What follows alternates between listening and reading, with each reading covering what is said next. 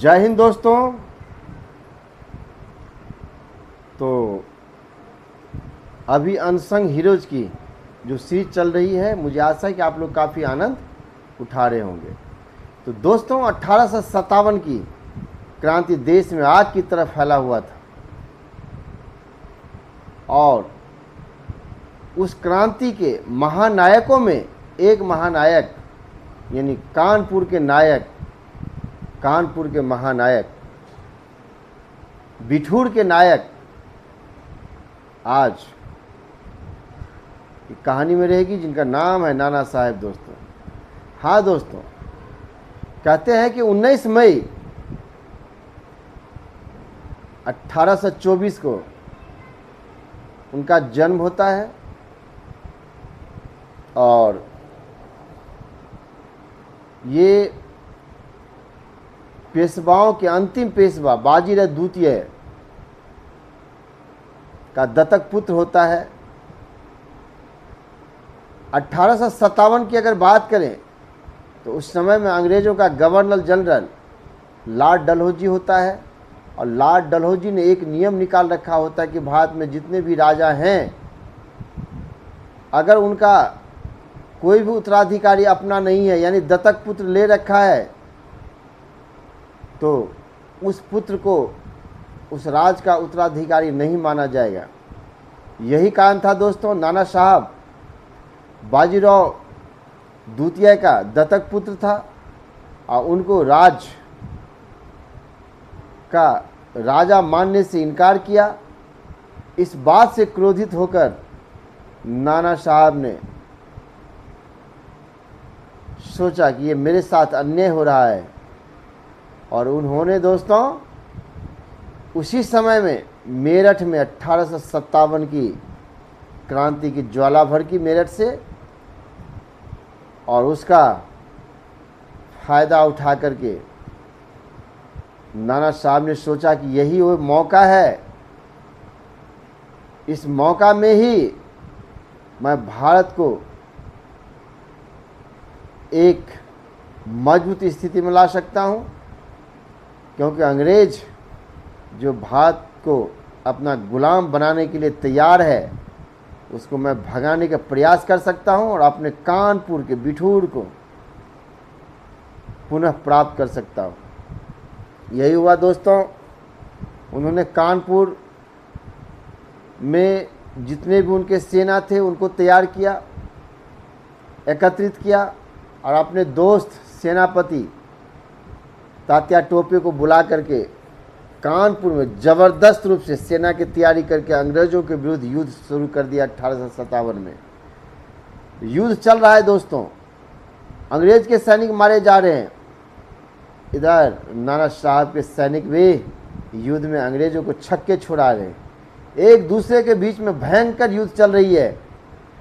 बहुत हद तक दोस्तों कानपुर को नाना साहब के सैनिकों ने जीत लिया होता है, लेकिन कहते हैं ना कि आधुनिक हथियार और भारत के कुछ लोगों के धोखेधड़ी के कारण हम 1857 की क्रांति धीरे धीरे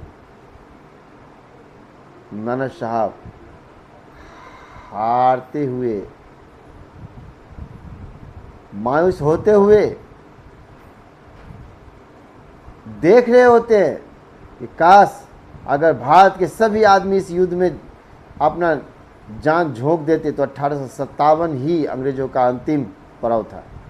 लेकिन क्या करें, आधुनिक सेना, आधुनिक हथियार, न्यू टेक्नोलॉजी के साथ जब नाना साहब के साथ अंग्रेज़ों की सेना ने लड़ाई शुरू किया, धीरे धीरे जो पलड़ा भारी पहले नाना साहब का था, अब धीरे धीरे अंग्रेज़ों का भरना शुरू हो गया और नाना साहब धीरे धीरे कानपुर की गद्दी को त्यागने पर मजबूर हो गए। और कहते हैं कि 1859 में वो इंडिया को छोड़ दिए और नेपाल चले गए। उसके बाद उसका कुछ अता पता इतिहासकारों को नहीं है, अलग अलग बात बताते हैं कि हो सकता है कि नेपाल में ही पूरा ज़िंदगी बिताए हो, एक सामाजिक कार्यकर्ता के रूप में या एक गुप्त रूप में। लेकिन दोस्तों, नाना साहब को जब अंग्रेज़ों ने पेंशन देना बंद कर दिया, क्योंकि बाजीराव द्वितीय का वो दत्तक पुत्र था, उसको राजा मानने से इनकार किया तो उनका पेंशन देना बंद कर दिया। तो नाना साहब ने इनके विरुद्ध युद्ध किया। तो नाना साहब के ये अनसंग हीरोज की स्टोरी से आप क्या समझते हैं कि जीवन में कैसा भी परिस्थिति आए, जीवन में कितनी भी निराशा आए, आपको हारना नहीं है, आपको लड़ना है। अब जब आप लड़ेंगे तो आप एक वीर पुरुष कहलाएंगे। परिस्थिति हमेशा आदमी को लड़ना सिखाती है, और नाना साहब ने वही सिखाया कि 1857 की जो स्वतंत्रता संग्राम थी, उसमें नाना साहब को जब तक एक इतिहास रहेगी तब तक एक वीर महान पुरुषों में याद किया जाएगा। और इसको स्वर्ण अक्षरों में इतिहास के पन्नों में लिखा गया है। वो हमेशा युवाओं का एक प्रेरणा स्रोत नायक रहे हैं, जिन्हें विपरीत परिस्थितियों में उन्होंने युद्ध किया और अंग्रेज़ को छक्के छुड़ा दिए। कहते कि नाना साहब के जब नाम सुनते थे तो अंग्रेज़ का छक्का छूट जाता था दोस्तों, क्योंकि उनका जो परिवार था पेशवाओं का परिवार था, और पेशवाओं ऑलरेडी भारत में एक सुसमृद्ध परिवार रहा है, शासक रहा है। तो दोस्तों ये वीडियो आपको कैसी लगी? ये वीडियो आपको अच्छी लगी तो प्लीज़ लाइक एंड सब्सक्राइब ज़रूर करें, और ताकि मेरा मनोबल ऊंचा रहे, ताकि मैं ऐसे ही प्रेरणादायक कहानी आपके सामने में लाऊं और आपको एक मोटिवेट करने की जो परंपरा हमारे वीडियो में आप देख रहे हैं हमेशा चलता रहे, और अपने जीवन में आप आगे बढ़ते रहे। तो प्लीज़ लाइक एंड सब्सक्राइब जरूर करें। इसी के साथ जय हिंद, जय भारत।